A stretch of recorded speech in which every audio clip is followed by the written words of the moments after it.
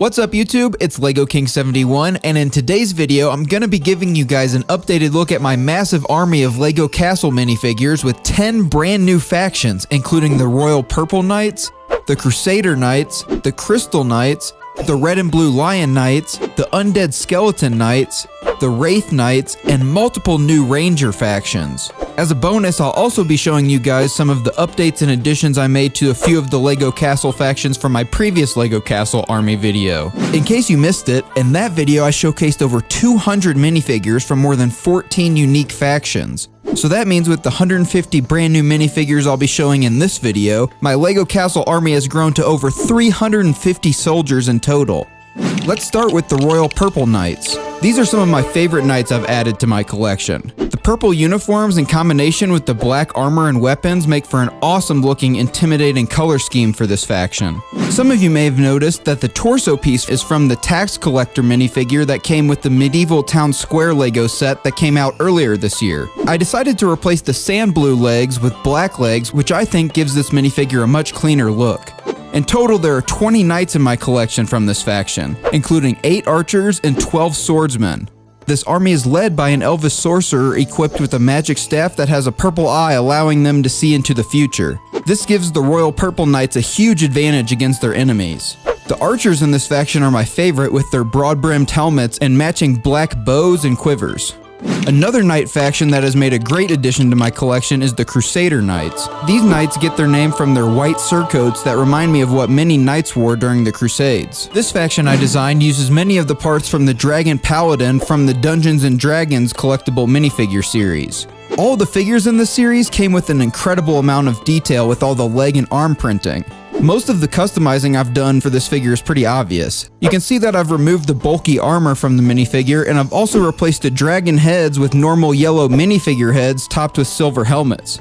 The archers in this faction are equipped with broad-brimmed helmets, while there are 2 different variations of helmets for the infantry soldiers. I've also replaced the shields and weapons from the Dragon Paladin with ones that I think fit better with this faction. These custom shield designs also fit very well for the Crusader Knights with all of the crosses on them. In total, there are 25 soldiers in this faction, including 8 archers, 9 infantry soldiers equipped with spears, 6 infantry soldiers with longswords, and 2 elite infantry equipped with flails. The leader of this faction is equipped with a special silver helmet, a chrome sword, and a dark blue cape that help him stand out from the rest of his army. The next faction of knights is also based on a minifigure from the LEGO collectible minifigure series, except this figure actually comes from the Space series. I've named this faction the Crystal Knights based on the fact that their sparkly purple body parts make them look like they are made of crystals. This figure is actually meant to be the constellation Orion, but I think with some upgraded armor and weapons, he makes a great fit for the medieval fantasy theme. The torso and leg printings especially sell this look. In my fantasy lore, these Crystal Knights are fallen soldiers whose souls have been trapped by the magic purple crystals after dying in battle.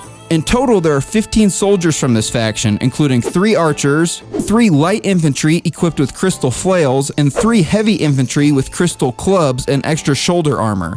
For the archers, I really love how I was able to incorporate the translucent purple in this crystal quiver on their back. This piece actually used to be a 6-sided snowflake piece that I simply broke 4 of the sides off of.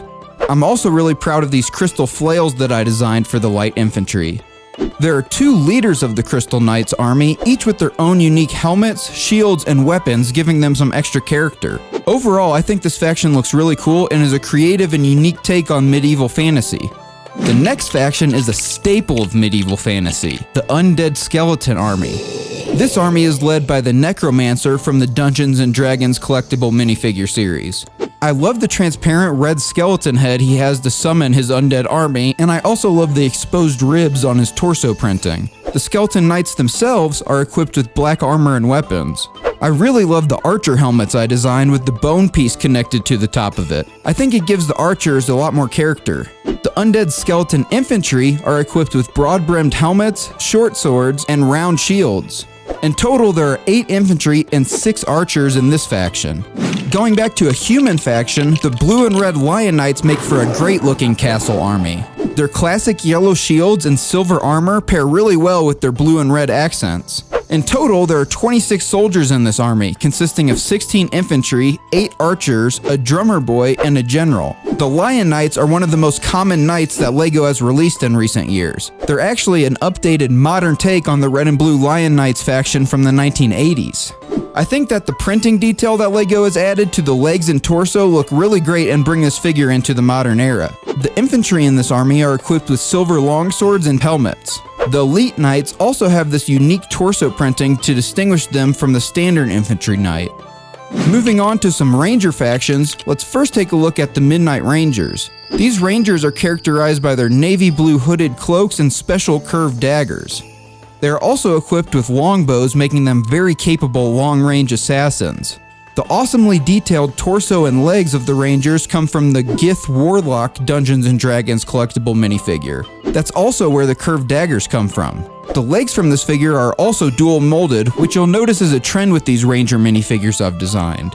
Another Ranger faction I created from the new Dungeons & Dragons collectible minifigures is the Forest Ranger.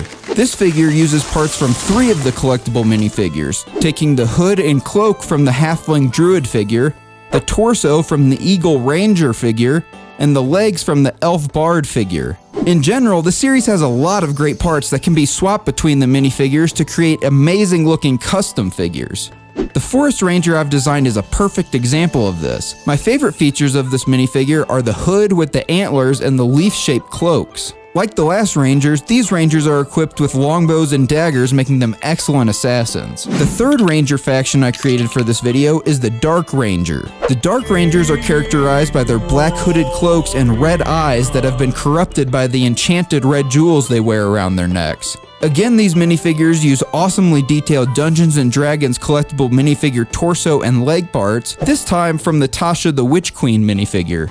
I think these are actually my favorite of all the Ranger factions I've created. The final new Ranger faction is the Desert Ranger. They're characterized by their nougat-colored clothing and brown hooded cloaks that allow them to blend in with their desert surroundings. They're equipped with longbows and daggers like the other Ranger factions. Here's a look at all 4 of the Ranger factions side by side. These 4 new Ranger factions also fit extremely well with the Dark Forestman faction from my previous video, as you can see here.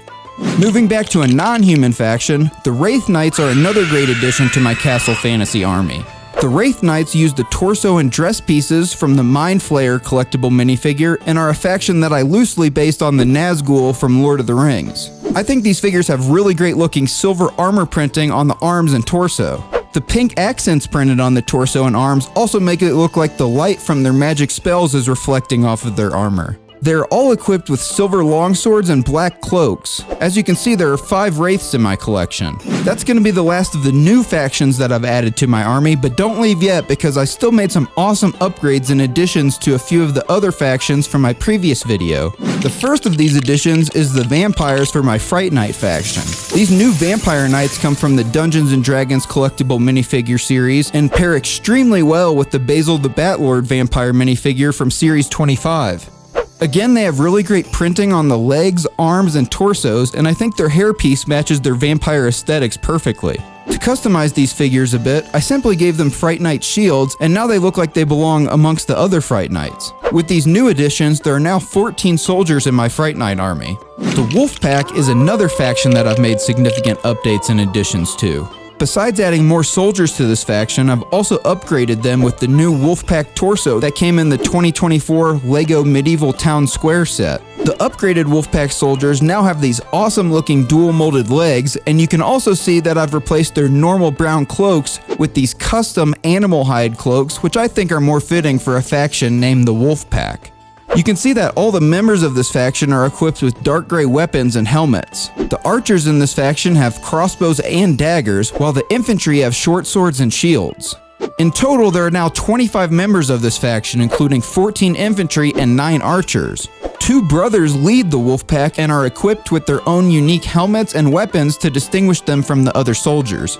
And with that, I'm going to conclude this Castle Knight Army update video. I hope you guys enjoyed it. It took a lot of time, money, and effort for me to collect all of these minifigures and make a worthy sequel to my last Castle Army video, so leaving a like and a comment would be greatly appreciated. Also, if you're interested in seeing even more behind the scenes content and supporting my future videos, you can become a paid member of my channel by clicking the link in the description of this video. By becoming a member, you'll gain access to features like more frequent behind-the-scenes photos and status updates on projects that I'm working on, members-only polls to help me decide the priorities of my projects and future videos, in-video shoutouts at the end of my future videos, and even early access to my latest videos. Members will also get access to these awesome-looking loyalty badges and emojis that I've designed just for members of this channel. I mean, come on, who wouldn't want access to this super cute emoji of my dog Bandit, who has starred in a few of my recent videos? If you're not interested in becoming a member, you can always support me by just subscribing and staying tuned for my new videos. As always, thanks so much for watching. See ya!